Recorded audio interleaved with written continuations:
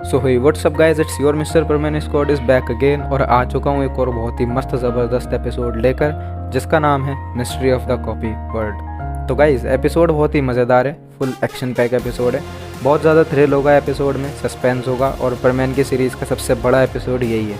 इकलौता ऐसा एपिसोड है जो 18 मिनट का है। तो वीडियो को पूरा लास्ट तक देखना और अभी जो बोल रहा हूँ ध्यान से सुनना क्योंकि ये मैं वीडियो में दोबारा नहीं बोलने वाला। सो चैनल पर नए हो तो सब्सक्राइब कर लेना और नोटिफिकेशन बेल को ऑल पे कर लेना ताकि आने वाली वीडियोस की नोटिफिकेशन आपको सबसे पहले मिल पाए। वीडियो पसंद आई एम श्योर आ जाएगी तो वीडियो को लाइक भी ज़रूर से कर देना। और भाई 500 सब्सक्राइबर करवा दो यार, बहुत क्लोज हैं 500 के। कई दिनों से मैंने कोई PMV अपलोड नहीं करी है तो PMV बन के रेडी है और 6 मिनट का मैशअप सॉन्ग पे बनी हुई है। सोच रहा हूँ उसको 500 सब्सक्राइबर होने पे अपलोड करूँ, तो जल्दी से जल्दी 500 क्रॉस करवा दो यार क्योंकि अब से रेगुलर वीडियोस आएंगे। और लास्ट वीडियो पे लाइक टारगेट रखा था 150 लाइक्स का जो कि बुरी तरह से फेल हो गया। अभी तक भी 150 लाइक्स नहीं हुए, उस पर बेइज्जती कर दी तुम सब ने, बट कोई नहीं, इस बार थोड़ा कम लाइक टारगेट रखते हैं, सिर्फ 50 लाइक्स का। अब ये तो करवा देना गरीबों। वेल काफ़ी देर हो गई, so let's start our today's episode mystery of the copy word.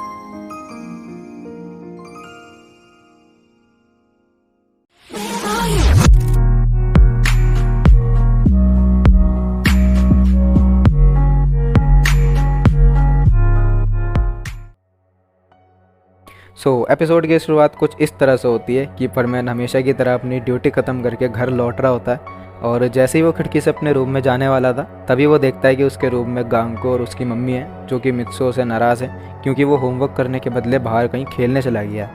अब ये देखकर परमैन सोचता है कि उसका रोबोट काम किए बिना शायद फिर से खेलने चला गया है और वो अपने रोबोट को ढूंढने निकल पड़ता है।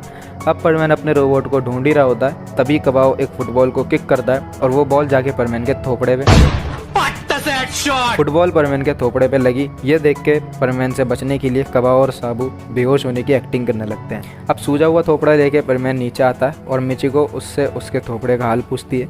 परमैन उसको बोलता है कि ये सब छोड़ो और मुझे ये बताओ कि क्या तुमने मित्सो को कहीं देखा है।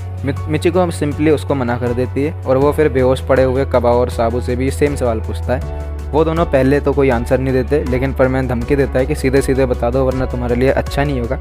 और यह धमकी सुन के दोनों की फट जाती है और वो दोनों ही बोल देते हैं कि मित्सो को उन्होंने भी कहीं पर नहीं देखा है। अब परमैन वापस अपने घर आ जाता है और सोच ही रहा होता है कि आखिर उसका रोबोट गया तो गया कहाँ, और वो परमैन सेट उतार कर वापस मित्सो बन जाता है। तभी उसके रूम में मम्मी आ जाती है और वो मित्सो से पूछती है कि बेटा होमवर्क छोड़ के कहाँ गए थे।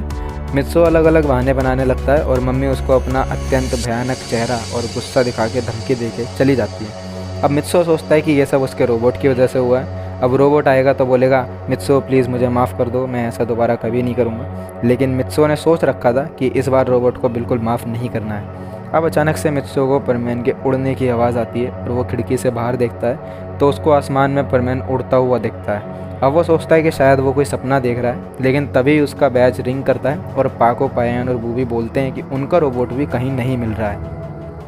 अब साबू के पापा के रेस्टोरेंट में, साबू के पापा का एक रेस्टोरेंट है, तो सब डुप्लीकेट परमैन्स वहाँ बैठकर खाना खा रहे थे और उन्होंने करीब पूरे रेस्टोरेंट का खाना खा लिया था, लेकिन वो उनको उसका कोई पैसा नहीं देने वाले थे।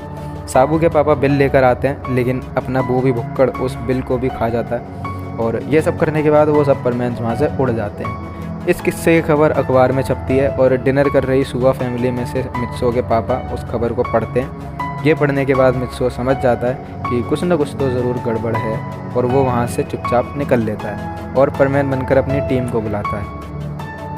अब पार्क में डुप्लीकेट परमैन्स बैठ के पार्टी कर रहे थे और काफ़ी ज़्यादा शोर भी कर रहे थे जिससे कि आसपास के घरों में सो रहे लोगों को परेशानी हो।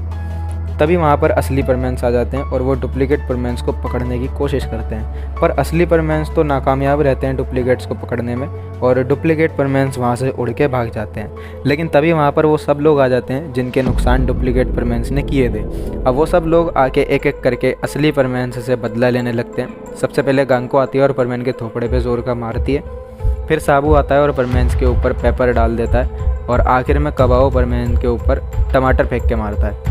अपना अपना बदला लेने के बाद ये सब तो चले जाते हैं, लेकिन फिर परमैन्स अपने आप को साफ़ करने लगते हैं और सोचने लगते हैं कि ये सब आखिर हो क्यों रहा है और क्या हो रहा है। परमैन के दिमाग में आइडिया आता है कि क्यों ना हम बर्बैन को इसके बारे में बताएं और उनसे पूछें इसके बारे में।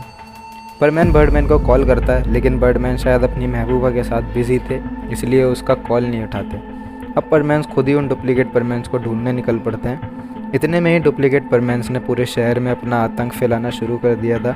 वो बड़े बड़े ओयो होटल्स में घुसकर उनके शीशे तोड़ रहे थे, और उसको ओयो क्यों बोल रहा हूँ मैं, क्योंकि उसमें एक जोड़ा सुहागरात मना रहा था। उसको भी ये परमैन्स एक ऊंचे खंबे पे छोड़ के चले जाते हैं।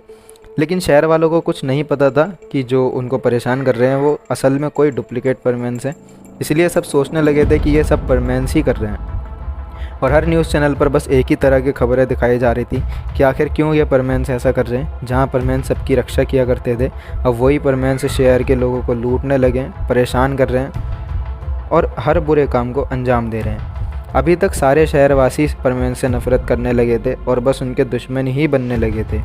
इस तरह की खबरों को देखकर अब परमैन्स पूरी तरह से सोच में पड़ गए थे कि वो शहर वालों को कैसे समझाएं कि ये सारे काम हम नहीं बल्कि डुप्लीकेट परमैन्स कर रहे हैं।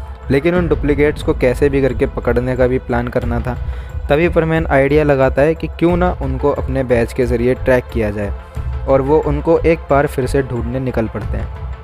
अब उनको फाइनली समुंदर के ऊपर से डुप्लीकेट परमैन्स का लास्ट सिग्नल मिलता है, और वहाँ आते ही पाको का बैच रिंग करने लगता है, जिसे देख के परमैन्स समझ लेते हैं कि डुप्लीकेट्स भी ज़रूर आसपास में ही हैं। और तभी उनको अपने जस्ट नीचे ही नकली परमैन्स भी नज़र आ जाते हैं, और वो उनका पीछा करने लगते हैं।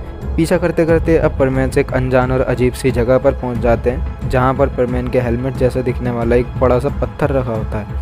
वो भी उसके कान पे जाके हरकत करने लगता है, जिसकी वजह से वो एक्टिवेट हो जाता है और परमैन्स को अपने अंदर खींचने लगता है। और इसके अंदर जाने के बाद अब सारे परमैन्स पहुंच जाते हैं कॉपी वर्ल्ड में।